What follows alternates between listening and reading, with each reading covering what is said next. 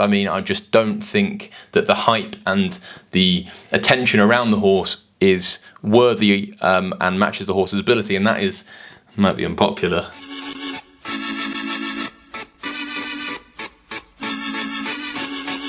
Hello and welcome along to the Let's Talk Racing YouTube channel in association with Racing TV for our second video of the 2025 to 2026 jumps season. And Andrew, the first one went down well. Yeah, it went down superbly. Great to see that there's other anoraks out there that are just loving the jumps game. They want the flat season, that as nice as it's been, to just curtail off into the sunset and we can get into the proper stuff. There were a few people in the comments of the last video calling us out when we were talking about the flat racing, thinking that we're being slightly ungenuine.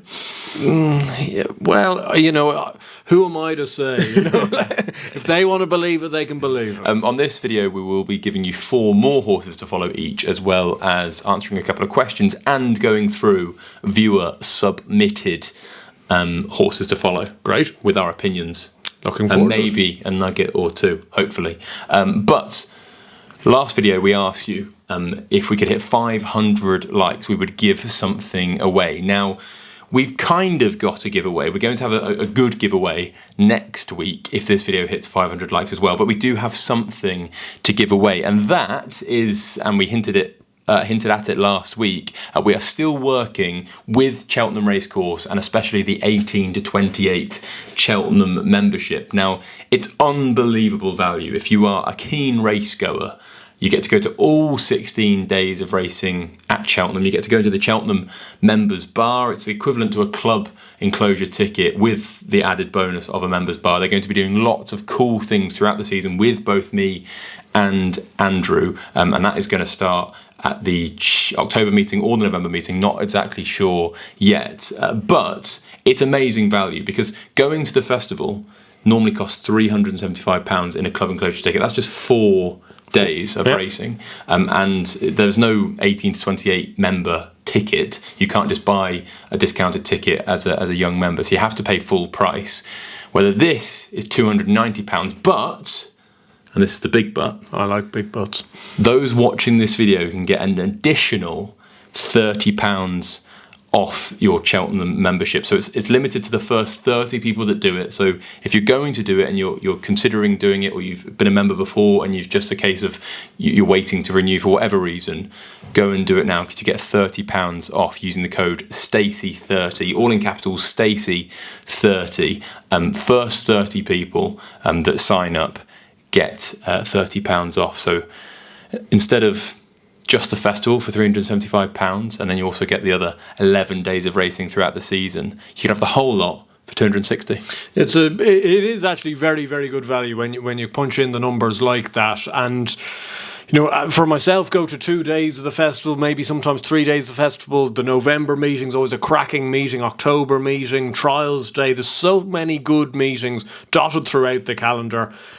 And, you know, there's no getting away from it at times. Racing is expensive. If you try to go to racing on a day-to-day basis, it is going to be expensive. This is the type of thing, I know for us, you know, getting into the game when we were much younger, it was a real boon to try and get in with a membership like this. You feel fantastic, and you're sipping a pint of Madry in the members bar thinking you're the king. You do. You get a little members pack as well before the season. You get different comms. You get tips from me for every single meeting. Oh, dear. Isn't always the most profitable. I'll pay the day-to-day. But I will try my best to improve that this year. But I know that a lot of you are already members. So again, if you haven't yet renewed, you can do so. Take £30 off that. You need to click the add promo code and type in Stacey30, all capital letters, and the 30 is numbers, not letters. So Stacey30, and you get £30 off. And then we will also have a giveaway next week. So if you enjoy this video, please hit that like button. If we can hit 500 likes, that'd be superb. And again, thank you so much for getting involved in the comments of last week's video. We massively appreciate it, and hopefully we answered all of them as well. Right, now let's get into the horses to follow. You're going to take it away again. I am, and I've got a few horses trained in the UK this week. Are you changing tactic a little bit? Not particularly. It's a similar type of horse, Slightly, I suppose that there are horses here. There's one that's trained by a predominantly northern trainer. There's one that's going novice chasing that's done well with these types of horses before. You're trying to appeal to the whole of Great Britain. Exactly. Yeah. Just making sure that nobody feels left out whatsoever. First one I'm going for is a horse called Bespoke Taylor, trained now by Oliver Signey, who has done very well in the couple of years he's been training thus far. This horse was actually trained by Ewan Willens. And I went up to Ewan Willens up in Hoyk for a filming with work at one stage. And I know we're very, very privileged to go to an awful lot of yards. But I was really taken by Ewan Willens and the setup up there, I must confess. And the job he's done and the results he gets are very, very good. He thought very, very highly of this horse, who had finished second in 2 bumpers, one to Tac to Took in the Perth Festival a year and a half ago, and then was second to Dalston Lad at the Skeltons, who's not a bad horse in his own right. Went and won at Aintree on Boxing Day, then went and ran in the Champion Bumper. And then he won his bumper at Newcastle, beating the Clonmel Kid by 7.5 lengths. Was sold for 90 grand. Oliver Signey did enter him in the Champion Bumper, didn't end up running him, but that's a good sign of that they clearly think they've got a useful enough horse to go novice hurdling. He was a big horse, looked like he had plenty of scope. Previous trainer thought he was very good. Current trainer is entering him in the right type of bumper races. I thought there was a lot to like, and he's a type of horse that might turn up on his novice hurdle debut, and he might be 5-6 to 1 because he's trained by Oliver Signey, not Nicky Henderson, but that mightn't be correct. So I think Bespoke Taylor is certainly one to keep on side. Oliver Signey, a smart trainer, and he's had plenty of investment as well in his yard. He has, yeah. He has. No, I like that one a lot, Bespoke Taylor. My first horse, is a horse that we have only seen the once. That's discounting his point-to-point win when he beat Fortune Demer extremely easily. And it's a horse of Dan Skelton's called, I think it's Copes de Board, or it could be Cheops de Board. Well, I trust your French pronunciation. Maybe you should get your man Cathal to help you out like last I got roasted in the comments. But Richard Hoyle said Cheops de Board at Warwick that day. We take Hoyle's as measure. We'll go for what he said. He had one run in a bumper at Warwick, finished second behind No Drama This End, who is a very smart horse of Paul Nicholls, went and ran in the Champion Bumper. I think he finished 8th or 9th, but he wasn't beaten very far at all. I think they're both very nice horses. They're both fancied on the day. They both drew massively clear away from the third, who'd had a run previously. So really good signs. I really like him. I think he's a massive raw horse. Do you know when we went to Dan Skelton's a couple of years ago and he said Grey Dawning had no right to win a bumper? Now, this horse didn't win a bumper, but he was that massive profile, quite gangly, a bit raw, a bit backwards. And I feel that another summer on his back, hurdles in front of him, and up in trip, especially up in trip, 2.5 miles, I think will bring the best out of him. So Cheops de Board, I think is going to be quite smart. And he's got a name very close to Coppet de Board. I'm not saying he's going to win the Supreme, and I'm not saying he's going to win any race at Cheltenham, but I do think that he could feature in graded company this season. How much do potential graded novice hurdlers out of Dan Skelton's yard excite you? It does excite me. It does massively excite me. Last year was Country Mile, wasn't it? It was, yeah. It was. And he didn't turn out too badly. No, Lacta Constance was one from... Yeah. But what happened to him? He won a listed novice hurdle, didn't he? I know. And then he suddenly... He won on Chase debut, looked like he was the next... Well, I think he fell a few times, and I think his confidence was knocked, and he's just never really found trip or confidence since then. But we hope Cheops de Board's better than that. Hopefully Cheops de Board's can be a very smart horse for Dan Skelton this season. Yeah, changing tact for my second horse, a horse that's going to go probably novice handicap chasing this year, a horse called Ben Solo, trained by Rebecca Curtis. Now, obviously, Haiti Colour last year was a massive success story, starting off over fences in the mid-120s, went up plenty, could be a Gold Cup horse this season, could be a Grand National horse this season. I'm not saying Ben Solo will be that. You've got a Gold Cup horse here. They do have similar enough profiles to how they were campaigned over hurdles and their kind of performances over hurdles. He won at the Chepstow opening meeting last year in his novice hurdle. Then he was second twice at Fosslas, once again at Chepstow. Bumped into some decent horses in that time. Ross Cahill of the Tristan Davises, Juby Ball of Evan Williams, who's a good horse, and Knight of Allen of Jane Williams. And then went over to the Ferryhouse Easter Festival and finished 8th on kind of pretty deplorable ground, and they made plenty of use of him. I don't think that was particularly the best way to ride him. He's just this type of horse that Rebecca Curtis does very well with, where they are chasers in the making, point-to-point experience, and she just gives them a relatively light introduction to life over hurdles in one season, but gets enough experience into them that I'd like to think he's got plenty of upside going chasing this year. He starts off a mark of 119. A little bit like you were saying with a few of your horses in last week's video, I'd be very disappointed if by the end of this season Ben Solo's not rated 130 over fences. So no, he's not potentially going to be taking out some of the best races this year, but I'd be disappointed if he doesn't have 2 or 3 wins to his name. I really like that one. I think he's got a massive year ahead as well. I'm hopeful. He's that type of horse that you just think 2.5, 3 mile handicap chases, pretty ground versatile. I think he's a nice horse to keep on side. I agree completely. Now, the next horse is also a novice hurdler for me, also trained in Britain. And who is your favourite horse that's been trained by Philip Hobbs? I don't have a long list of them, to be honest. If you had to pick out one recently. Daffy Desoy? Another one. This isn't where I thought it was going to go. Give me another one. 3 mile hurdler.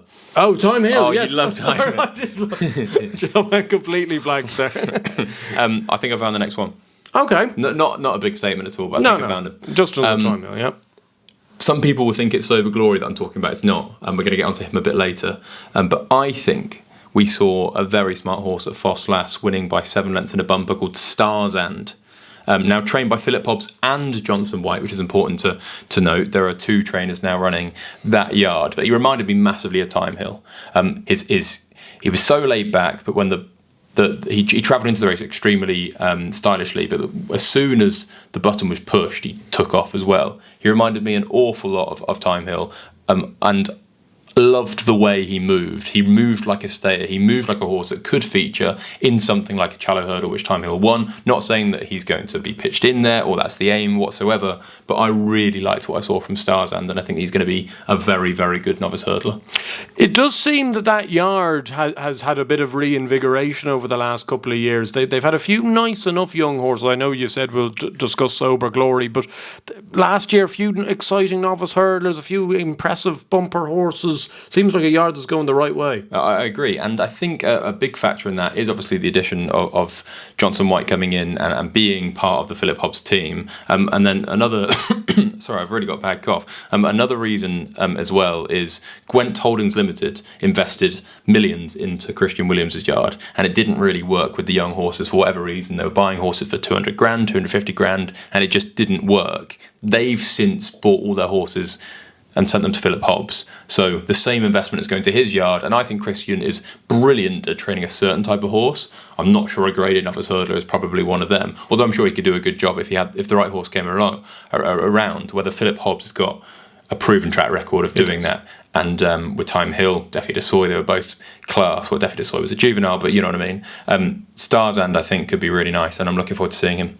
Yep, no, completely see the point with that. The novice hurdler that I'm excited about that potentially might take some of the Northern England tracks, Scottish tracks by storm this year is Count of Vendome, trained by Donald McCain. We've been meaning to go up to Scotland. We have. If there's a viewer from Scotland watching this video, give us a race day, and if we're both free, we'll go up. Yeah, I'd really like to go. Maybe we even wait for this lad. Yeah, potentially. So why should we wait for him? I just think he's a very, very classy horse. Well documented, Donald McCain hasn't had the easiest couple of years. He's been down on winners, down on good horses as well. I just thought this horse last year was almost like a ray of sunshine in amongst the grey clouds. The horses were under a real, downward, not spiral, but they weren't running well back in October time. This horse comes out at Sedgefield. I know it's Sedgefield. Not very many great horses run at Sedgefield and all of that, but he did win his bumper by 4.5 lengths. They then took him down to the Cheltenham November meeting for the listed bumper on the final day. Bit of an odd thing for McCain to do. Doesn't do that too often. Horse came third behind Fortune de Mer. It was a messily run race. It was only 5 runners. They went a crawl. He looked completely green as grass, finished up the backside of the first 2. Thought that was a decent enough run. And then he went back up to calmer waters in Catterick, won a bumper under a penalty, which I always think, no matter where it is, winning a bumper under a penalty is difficult to do. Beat White Riot in second, American Empire in third. Both of them have won bumpers since. And then he was meant to be targeted at the Aintree bumper. And I think he got a knock to the head. He hit his head off the stable door, so he must be a bit of a nutter at home.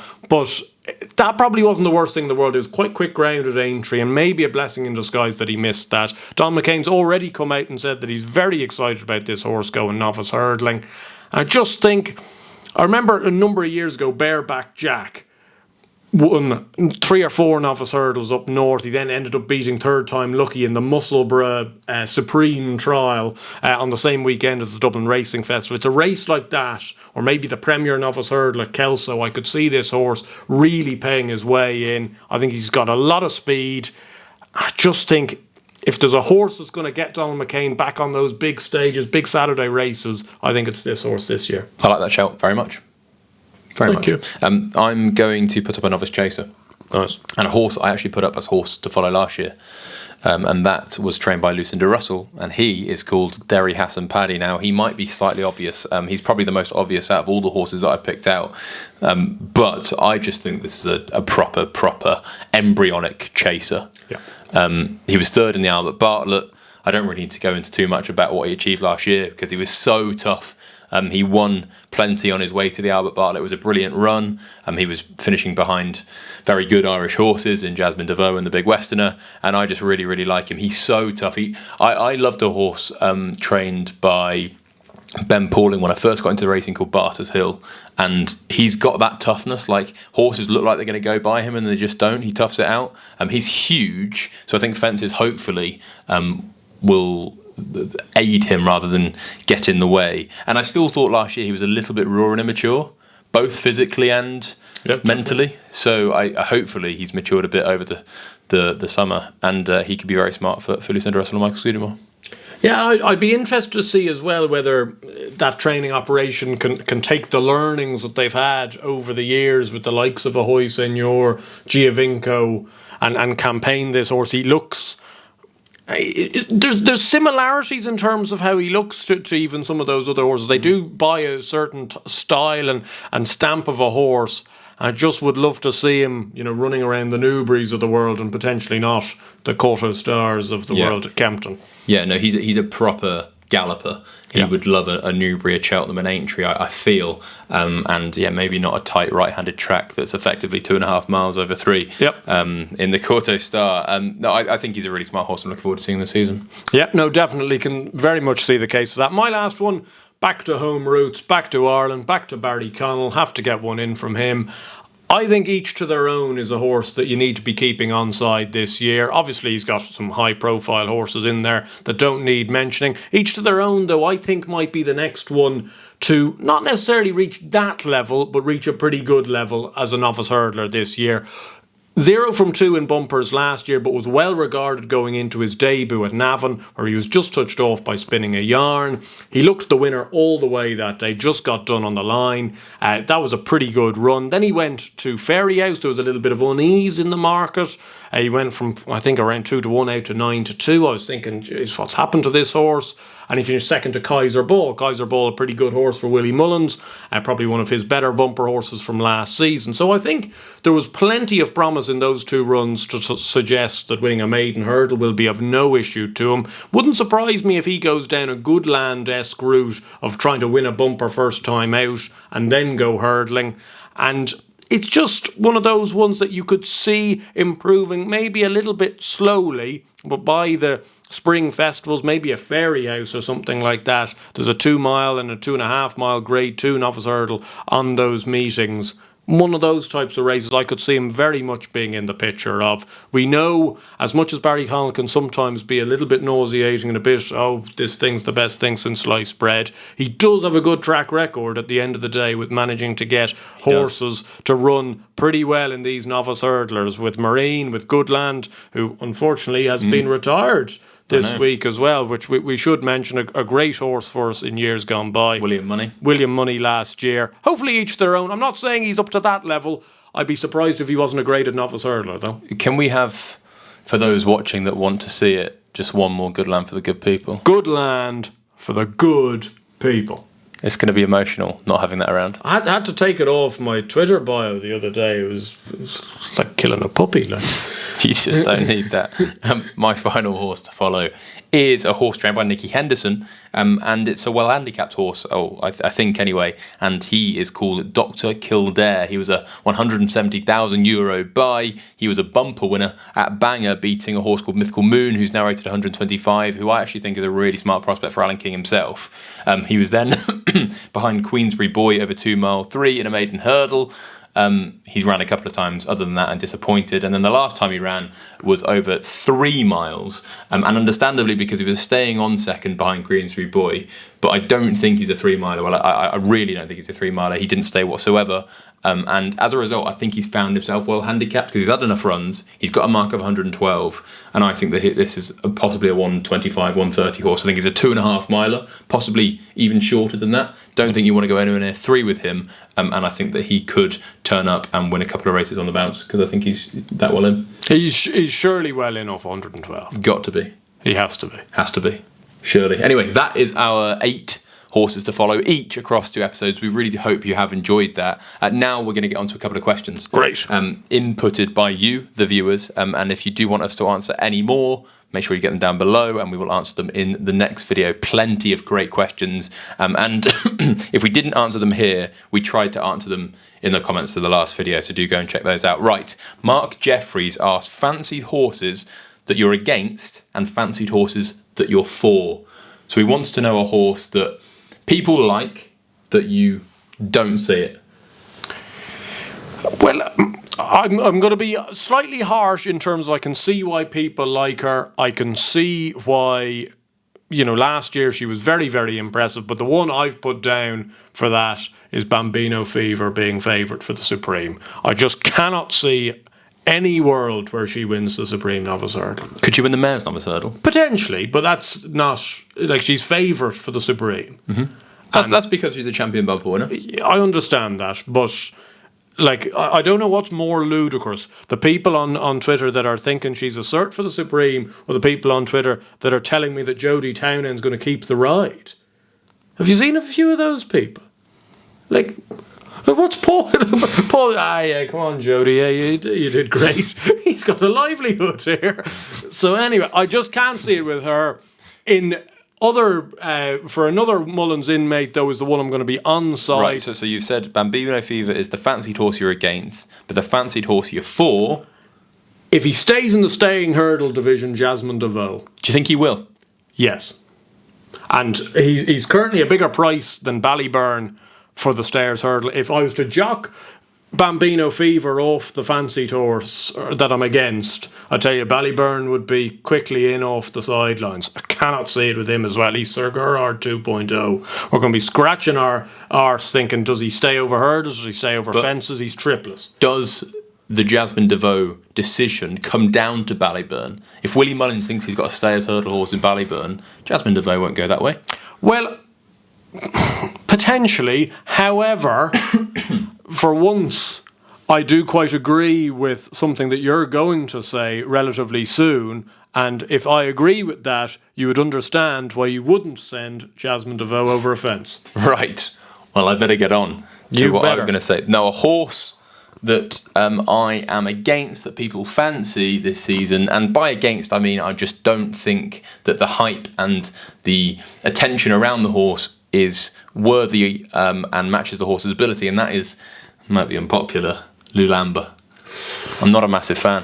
Oh, that's going to kill people. It is, and I understand that Poneros had good flat form, but you can't be getting beaten by a horse that's never jumped a hurdle in public in the Triumph. You really can't. I'm not a massive fan of the juveniles from last year. And yes, he won at Punchestown, but people are talking about him in the same breath as Copet de Board. If he was to go chasing, he'd win the Arkle. I mean, if Lulamba had ran in that Supreme, he'd have been swept off his feet. I really don't see it, unless he's going to massively improve from 4 to 5, which he possibly can. I think that he's going to struggle when he meets older, hardened horses over fences if they choose to go that way. I think they're going to go that way. Nicky Henderson said that he might follow a Sergino route and go chasing at 4. I don't see it. I don't think he's anywhere near Sergino, and I think the fact that Sergino is trained by the same man, owned by the same connections, means that people think Lulamba is Sergino, and I don't think he is. He just doesn't have, he doesn't have anywhere close to the pace as Sergino. No, I think he could be a real... Do you know what I would love for him to do, and I'd be massively for him if they did this? Stuck hurdling and they went to 2.5 miles all season. Yeah. If they turned up in that Ascot race, a 2 mile 3, grade 2, first time out, I'd be going brilliant. Then if they went to the rail keel and they went to the entry hurdle and they gave him a year just to mature, I'd be quite for him going over fences next year over a longer trip. Yeah. But I just don't think he's quick. No, I just remember I was lucky enough to be there in Punchestown when he beat Poneros at the end of the season, and he was a big horse. I just didn't think he did anything in a mad rush. No. I wouldn't fancy him for anything over 2 miles. I think he'll be a proper 3 mile horse in 2 years' time. Now, the horse that I'm for, and the reason why you're probably licking your lips when it comes to Jasmine Devoe staying hurdling, is because there's been so many people bashing Final Demand, and I do not understand it. Yes, he was beaten at Cheltenham by the New Lion, but the New Lion is going down the champion hurdle route. He was outsped. Yes, the yellow clay finished in front of him that day, but he absolutely broke him at Punchestown. He was mightily impressive. I think the last horse that we've seen do that in that race at Punchestown, probably Galopin de Champ, when he was a novice hurdler. Yeah. This is a serious, serious horse. I think he's a Gold Cup horse down the line. He's an absolute tank. Yes, he's 3-1, but I mean, what's the glaring, obvious horse to take him on with? The Big Westerner? Possibly. She could go down the Mare's Chase route. I think he'd confirm form with her over 3 miles chasing. Yeah. He's massive. I really, really like him. Now, I know I was talking about Derry House and Paddy as a horse to follow. I don't think he's in the same league as Final Demand. I think if Final Demand had ran in the Bartlett, I think he'd have won it. So I really think this is a Gold Cup horse we're talking about. And I think if he gets to Cheltenham in one piece, I suspect he could be a good bit shorter than 3-1. And I'm not saying going back him at 3-1 whatsoever, but I think he'll come out, win his beginner's chase, probably go to Christmas, might win the 3 mile race, might save him for the Flogas at the Dublin Racing Festival, and then I just think he'll go to the Brown Advisory and will love it. 3 miles, hopefully soft ground. I think he stays. I don't think he doesn't act around Cheltenham. I think he was just beaten by 2 good horses. One of them's a speedball. One of them's just a very good horse that was very good on the day. And Final Demand's a 3 miler. He's not a 2 mile 5 horse. So I really like him. Yep, I can see that. The only issue with Final Demand is the price. You know, I think that's the only reason why anyone could be snippy about him. But people are trying to make out, even if he was the same price as the Big Westerner, let's say he was 5-1, they'd rather back her. And I think she's smart, but I don't think she's the same league. Yeah, no, but that's just people, trying to be, trying to sound clever when sometimes it is just glaring at you in the face. There will be a few people that will be saying that we're trying to sound clever by saying that comment. Yeah, but that's... Yeah, but then it's a spiral of events. Right, Matt Austin, next question. A quick question. How did you guys learn and become so familiar with the pattern and route horses typically take for the big races? Now, a lot of the people that watch our channel are young, and we absolutely love that. There will be some people that have watched racing for years and years and years that won't be interested in this question whatsoever, so do and skip a minute. But how can someone, if they were first coming into racing, learn the pattern? I think you've got to look at winners of festival races. You've got to try and backtrack, see if there's horses that is there horses that go similar ways. You will find with the best trainers, they are creatures of habit. Mm-hmm. Gordon Elliott will send a lot of his best horses to Down Royal at the start of the season. He will typically have them more ready than Willie Mullins will have throughout the year at an early stage. They'll probably go on to Fairy House, then Christmas time. As for Willie's usually only running horses at Fairy House in maiden hurdles and stuff like that. He will use races like the Moscow Flyer for the Supreme. There will be the Nathaniel Lacey for potentially a Bartlett horse. There are just kind of ways with the top trainers that they just have a way, and they use the same races every single time that they think suit their top horse. He used to run his best Arkle chance in a 2 mile beginner's chase at Navan every year. Vator won it, Douvan won it, Min won it. Wouldn't surprise me if Kopek de Board starts at Navan, 3 weeks into November. It's that sort of stuff that you just, over time, over watching it for a number of years. I'm saying this as if I've been watching it for 50 years. I've been watching it for 8. But you do begin to be accustomed to how it all works. Yeah, no, I completely agree. And a massive part of that, again, is time. Me and Andrew don't know the pattern like many people probably watching this video, but I think over time you do see habits and stuff like that, and the longer you watch racing, the more you're going to be familiar with which way trainers go. And I think that's more so for me. I think sometimes when we're a little bit harsh on if somebody that isn't in that perhaps top realm of trainers having a really smart horse, it's that element of they don't necessarily have a set way of going about it. Like, I love Ollie Murphy more than anybody, but like, sometimes when he's got a novice hurdler, you don't really know where they're going to go. What's he going to do? Are they going to run a race under a penalty? Like, are they going to go to a Sydney Banks? Are they going to go to something? Like, there isn't a set way. As for when you know that Gordon Elliott is a smart novice hurdler, he's turning up in the maiden hurdle at Down Royal, he's going on to a Royal Bond, he's going on to Christmas, and then he's going straight to Cheltenham. Yeah. It just works as that. Nicky Henderson as a novice chaser will probably start at Kempton. 2 mile 2 novice chase. Probably go to the Wayward Lad. Yeah. Probably go to the Doncaster or maybe Newbury as a novice or something like that beforehand. If he thinks they're a jet, they'll run in the Game Spirit. Yeah. And then on to the Arkle. So I think a lot of it is simply time. The more time you spend researching racing or watching racing, the more that you'll get familiar with what the trainers do. And then also another one that I wanted to chuck in just for a bit of fun. I learned so much playing starters orders growing up. Tremendous. What a game that is. If you've not got it on your iPad, your phone or anything like that, this isn't paid sponsorship or whatsoever.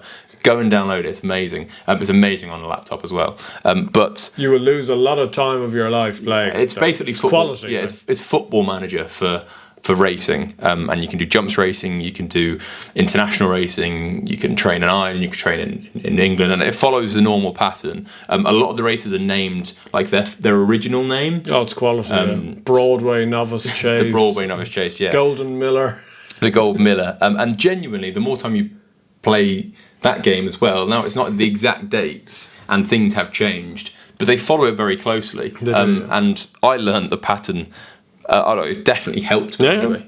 So starters orders is another one that you can chuck in just for a bit of fun. Right, now the final section is going to be viewer submitted horses to follow, and they want our thoughts. We're going to rattle through this. We've got plenty to get through. Harry Morn says, I think Sober Glory is a horse going under the radar. He has some very smart bumper form, including his win in the listed bumper at Newbury, the 4th Baron Noir, 1 at Punchestown. I think he could turn out to be the best of Britain's bumper crop last season, and would love to see him being aimed at something like the Formby or the Shallow at Newbury, also trained by Philip Hobbs and Johnson White. What do you think of Sober Glory? Oh, well, I think he's bang on the money, Harry, because I think he is very much an underrated horse, to the extent where I kind of forgot about him until seeing the comment, which I really shouldn't do. Do you know who didn't forget about him? Harry. No. Harry clearly backed him at Newbury. He did, yeah. And it's taken him to the bank. Yeah. No, I think he's a very likeable horse. That Newbury listed bumper is a race that me and you are often fond of. He won it very impressively. Unbeaten under Ruz. There's an awful lot to like about him.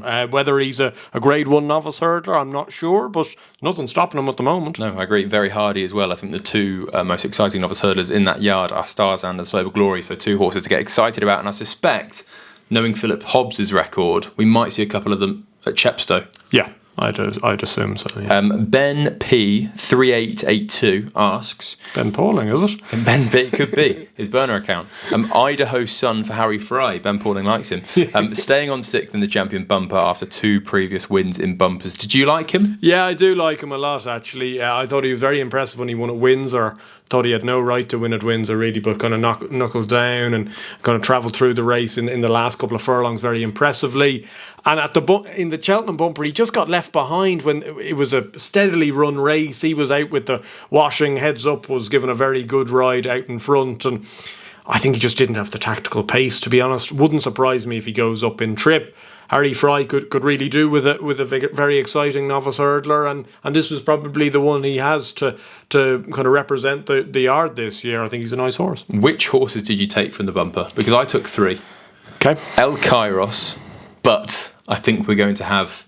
There's the elephant in the room. The elephant in the room on his back for the whole season, and I massively admire David Maxwell for getting into the game and pursuing his dreams and entering a sport where you can compete as an amateur, but it does impact the way that I think about betting on his horses, and I think El Kairos could be a superstar.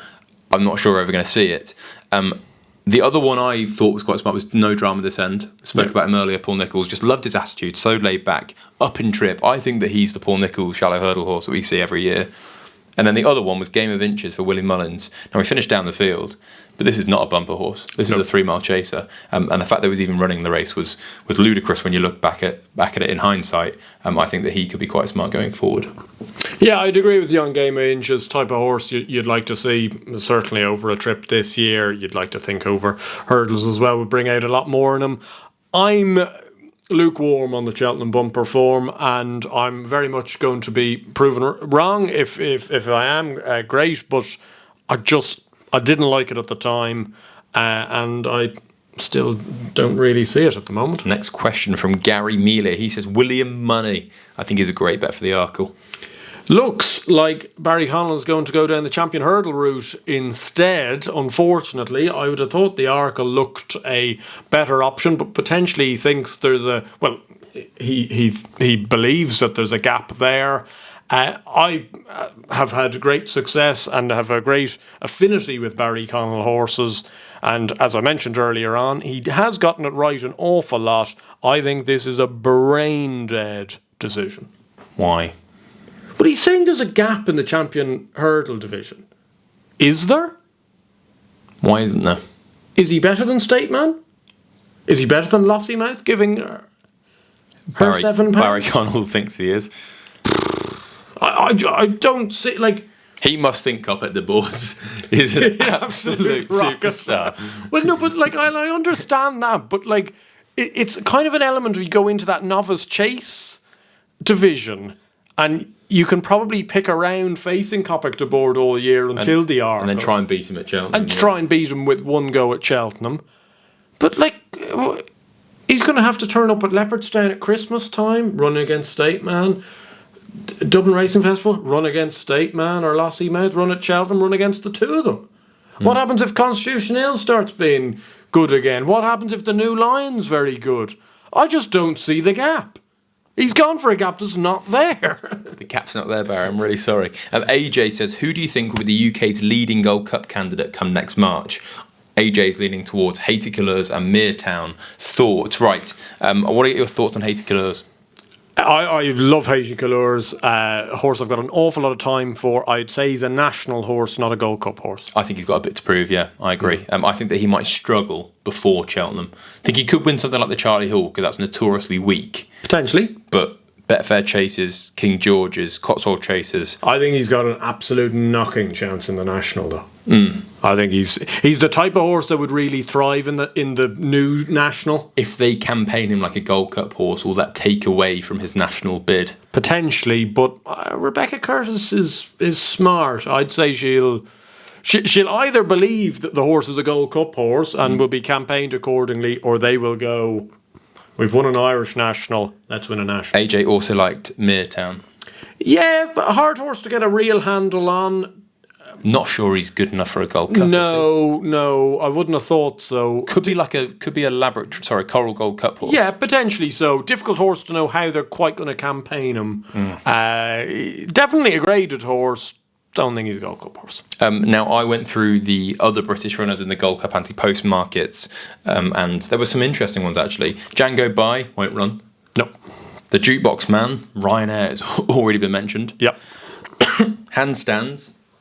Not quite sure he's a Gold Cup horse. I don't think he likes Cheltenham either. Gidley Park. Too fragile. needs to improve as well. Good horse, though. And then the other two are the ones that I came down on as who I think will be the UK's leading Gold Cup candidate. Now, I'm going to try and come to a conclusion as to which one I think it will be.